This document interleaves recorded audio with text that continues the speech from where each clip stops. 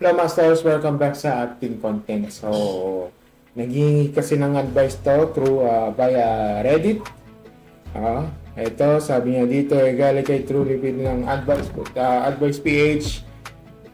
I found she cheated. Excuse me. I found she cheated again. I need advice to move on. Okay. Problem/goal. 3 beses niya ako niloko. parang yung isang influencer na nagpakatanga sa ganyan. Pero anyway, sige, wala akong binanggit na pangalan, pero sige. So sabi ako, ito po, context, nag-cool kami po a month, binigyan ko siya ng space kasi humingi last night, I'm reaching out sa kanya para magayos at ayusin ng relationship natin. RS is for relationship namin, pero bago ko siya tawagan, I had the gut feeling na stalk mga socials niya, and I did. May nakita akong dapat hindi ko makita kasi dig deeper na connect ng lahat ng dots. So, na-interconnect mo na siya. So, I was right all along lahat ng overthink ko before is naging totoo. Kinonfront ko siya in a calm way. Kinonfront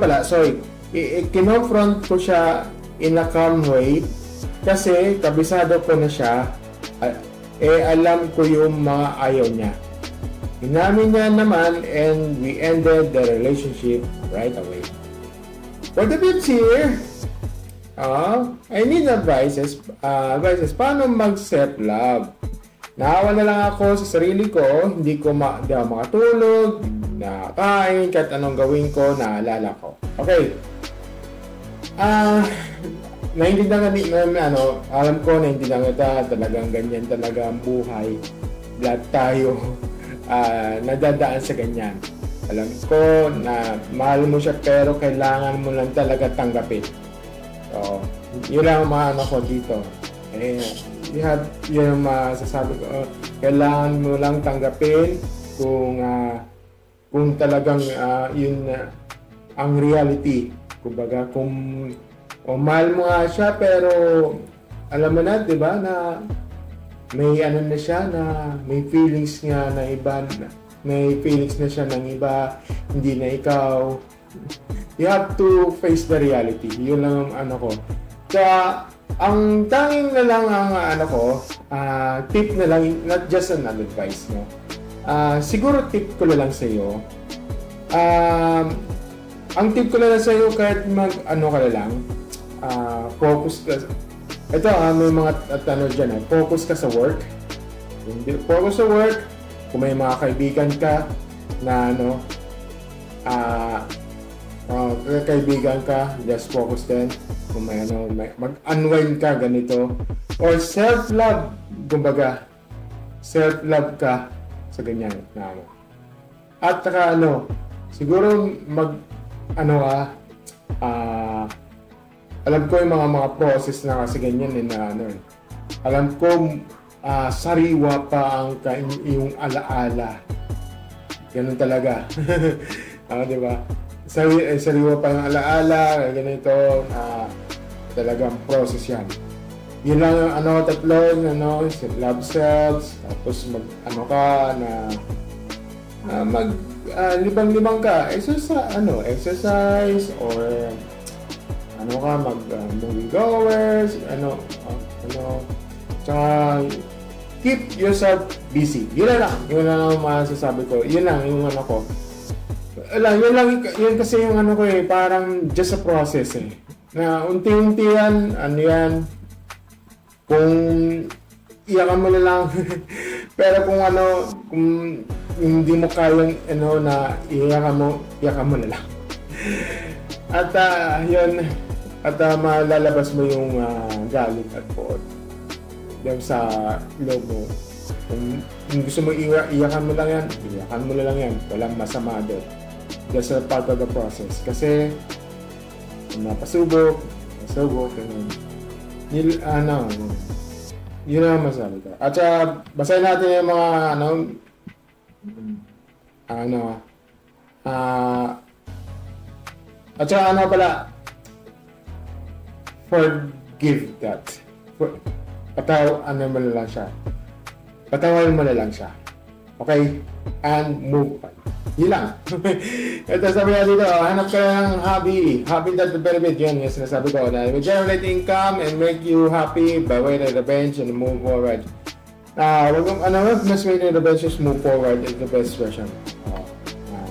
Yun lang, Isa ba, sa hobby, ayun. Isa ba ito na tanggalin nyo sa buhay mo, mahalin mo yung focus sa sarili mo. Maraming pang iba na mas madaling nyo kasi sabihin na marami pang iba ganyan. Pero sa kanya kasi, sariwa pa kasi yung kanyang, yung parang sariwa pa kasi yung sugat, yung nararamdaman niya yung you have to process that. Take your time, you have to, take your time. May process tayo dyan, ganyan. Sabi niya, huwag mo na pangalan, baka mapunta sa iba. Hindi, wala. Nabasa ko kasi late itong comment na to. Kay 3 times talaga, ganyan talaga siya. Isipin mo na lang.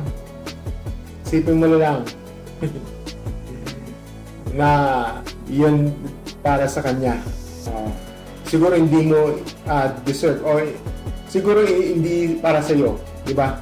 Yun lang yung hindi para sa iyo, siguro may may panahon pa para makalaan ko sa ibang tao. Siguro deserve yung malay mo yung habang nasa biyahe ka o nasa nasa trabaho o nasa sa parke o naglalakad ka, malay mo nasa ka na yun, nasa paligid mo, nandyan lang, di ba? Na hindi mo alam. Yan yung sinasabi ko, di ba? Yan, Diyos ang papatawad, you have to forget it. Yan lang. Trust me, mahirap talaga move on yan. Mahirap talaga sa cheater. Pero on process talaga, ganun talaga ang just a process ng pagmamahal kasi mahal mo talaga siya. Yan lang, at saka damdamin mo yung sakit ng tiyan. Ayan, kung iiyakan mo. Wala problema dyan. Yan lang talaga, just a part of the process. Diba?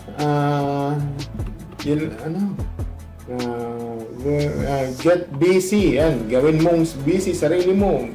Gawin mo yung mga activities hindi mo pa nagagawa dahil sa interesado ka. Diba? Believe there's someone out there for you and you won't be with her. If you give her space in your mind, you have to release the pain. Diba? Yan lang. Yun lang naman masasabi ko. Wala namang problema dyan. Ayan. Kahit block mo na lang. Para hindi na mag-move on ka na. Yun. At yun lang sabi ko, simple lang naman ang advice hindi naman advice, I have to, yan lang yung ang bibigyan ko sa iyo, yun yung tip. Move on. Palayain sa sarili mo. Get busy. At yan. Be happy. Yun lang.